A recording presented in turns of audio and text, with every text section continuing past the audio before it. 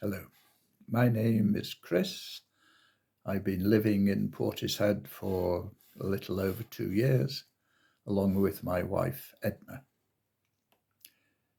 Today's Bible passage is from St. Mark's Gospel, chapter 4, starting at verse 21. Jesus has just finished explaining the parable of the sower to his close friends.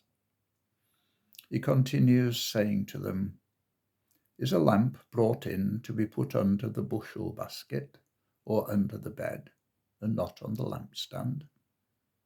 For there is nothing hidden except to be disclosed, nor is anything secret except to come to light. Let anyone with ears to hear listen." And he said to them, "Pay attention to what you hear.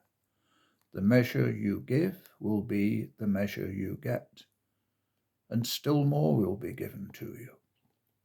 For to those who have, more will be given, and from those who have nothing, even what they have will be taken away." I remember that as a child I was puzzled by the word bushel.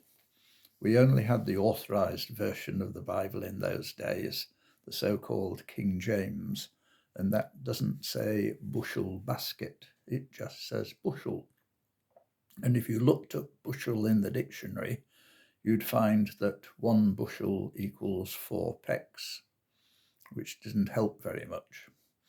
Further inquiry would lead you to find that 4 pecks make half a hundredweight, which still might not mean much to those of you who are young. In fact, a bushel was originally a measure of volume rather than of weight, and a bushel basket was a container that would have been familiar to Jesus' audience, if not to us. I'm sure we get his point anyway. No one hides a light under a basket or under a bed. That's a thought picked up in the familiar song, "This little light of mine, I'm gonna let it shine." Our light is supposed to illuminate other people. It's meant to be used. To return to the parable of the sower, if the sower had stayed at home instead of going to work, there wouldn't have been any harvest at all. There is nothing hidden, Jesus said, except to be disclosed. And that, coupled with the image of a lamp, reminded me of my trip to Israel years ago. When we stayed in Nazareth, we visited a site called Old Nazareth. It's an interesting recreation of times past, complete with a small synagogue, a wine press, an olive press, a threshing floor, and various homes.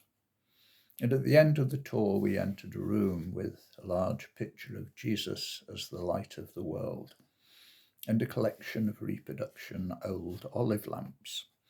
And we all got a lamp as a souvenir of our tour. All of us, except that is for a lady called Sheila, because Sheila had spotted the gift shop and she rushed into it, missing the end of the guide's talk and the presentation of oil lamps. If you ever visit the Holy Land, I'm sure you'll undergo very intense security at the airport as you prepare to board your plane to go home. Well, we were all undergoing checks when an official found one of these oil lamps in someone's suitcase.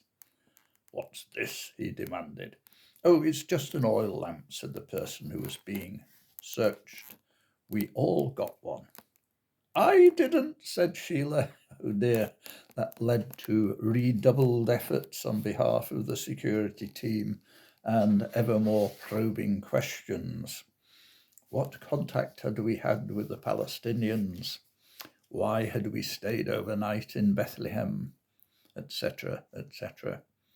It gave a whole new meaning to the verse, "There is nothing hidden except to be disclosed." I think in the context of our Bible passage that Jesus meant there is nothing that is to be kept from us, if only we will make the effort. Seek and you will find, he says elsewhere. Here he tells us that the measure you give will be the measure you get.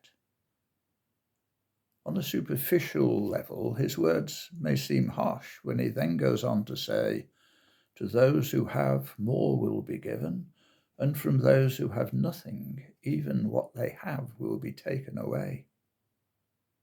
Yet he's only telling it as it is. If we treat his parables as mere stories, then we won't benefit from them. We need to penetrate to the message that they are intended to impart. The more we put into any Bible study, the more the word will speak to us. And in many other aspects of life, it's true that we will benefit disproportionately from hard work. The more we put in, the more we will get out. You can ask any gardener about that. If we ask what we'll get out of worship, we're likely to be disappointed. But if we ask what we can contribute, then we will have a reward. That's true of secular life. If we lie abed all the time, our muscles will atrophy, but hard exercise will repay dividends. And how many marriages fail because the partners look to their own wants rather than to those of their spouses?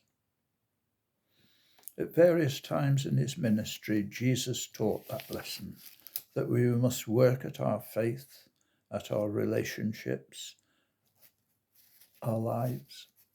He told parables such as the story of the talents in Mark's Gospel and the story of the minas in Luke's Gospel. Those who have little will lose the little they have, but those who have will receive yet more, bushels and bushels more. Amen.